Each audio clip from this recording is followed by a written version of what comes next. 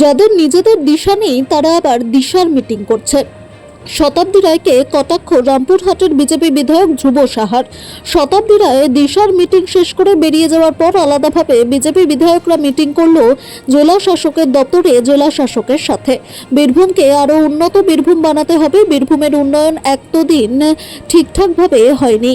Meeting শেষে জানালেন রামপুরহাটের BJP বিধায়ক ধ্রুব সাহা। আজ বীরভূমের সিউড়িতে প্রশাসনিক ভবনে আলাদাভাবে করা বিজেপি বিধায়কদের মিটিংয়ে উপস্থিত ছিলেন রামপুরহাট সাঁইথিয়া লাভপুর বিধানসভার বিধায়ক ও বীরভূম সাংগঠনিক জেলার বিজেপির সভাপতি উদয় শঙ্কর ব্যানার্জি। সোলার প্যানেল জেলা পরিষদের আন্ডারে একটা সোলারের প্যানেল ওখানে টেন্ডার হয়েছিল সোলারের জন্য।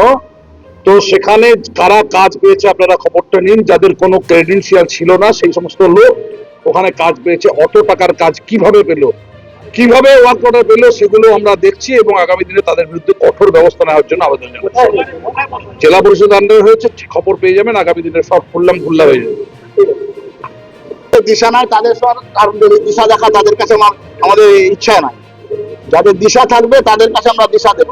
এই পঞ্চায়েতের সভাপতিরা চুরি করে পঞ্চায়েতের সভাপতি হয়েছে, এই পঞ্চায়েত সমিতির সভাপতি এবং বিশেষ করে যারা আছে তাদের নেতৃত্বে আমাদেরকে থাকতে হবে।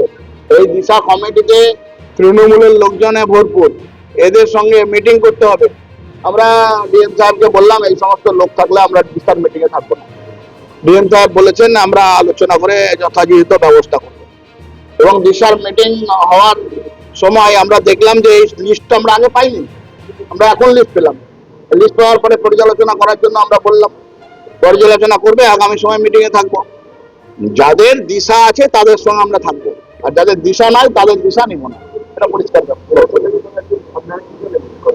এটা অনেকগুলো বিষয় ছিল। বীরভূমের ডেভেলপমেন্ট, 15 ফিনান্সের কাজ, মানুষের চাওয়া পাওয়া, সামনে বর্ষা, রাস্তাঘাটের উন্নয়ন, সমস্ত বিষয়ের উপরে আমরা মাননীয় ডিএম সাহেবের সঙ্গে আলোচনা করেছি। আগামী সময়ে আমরা আবার বসবো। এই বীরভূমকে আমাদের সাজাতে হবে। বাবুজোর থেকে বহুতাল আর রাজনগর থেকে একদম বীরভূমের শেষ প্রান্ত লাভপুরের নামের বিধানসভার শেষ প্রান্ত, সেখান পর্যন্ত সব জায়গায় যাতে মানুষ ন্যায় পাই, পরিষেবা পাই, সেই জন্য আমরা আলোচনা করি। দীর্ঘদিন ধরে সভাধিপতি অনুপস্থিত ব্যবস্থা জেলা পরিষদ, সভাধিপতিকে তো কেউ আসতে বারণ করেননি। সভাধিপতি তো জানেন যে কিভাবে সভাধিপতিটা হয়েছিল।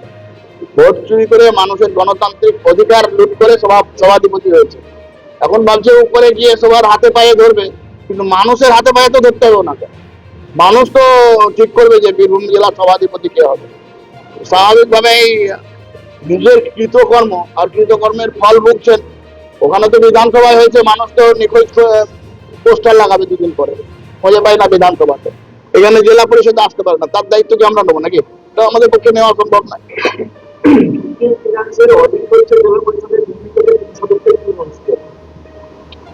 দেখুন, হজ হাউস বন্ধ করতে হবে। জেলা পরিষদটাকে হজ হাউস বন্ধ করে দিয়েছিল। যারা কাজ করেছিল তারা ঠিক লোক কাজ করেনি। কন্ট্রাক্টরিতে অনৈতিকভাবে টাকা নিয়ে তাদেরকে কাজ দেওয়া হয়েছিল। সনাতনী সমাজের বেশিরভাগ কন্ট্রাক্টরদেরকে বিদায় করে দেওয়া হয়েছিল। সুতরাং এই অডিট হবে, অডিটে ধরা পড়লে শ্রীঘর যেতেই হবে, সে যেখানেই যাক, কোনো অসুবিধা নাই।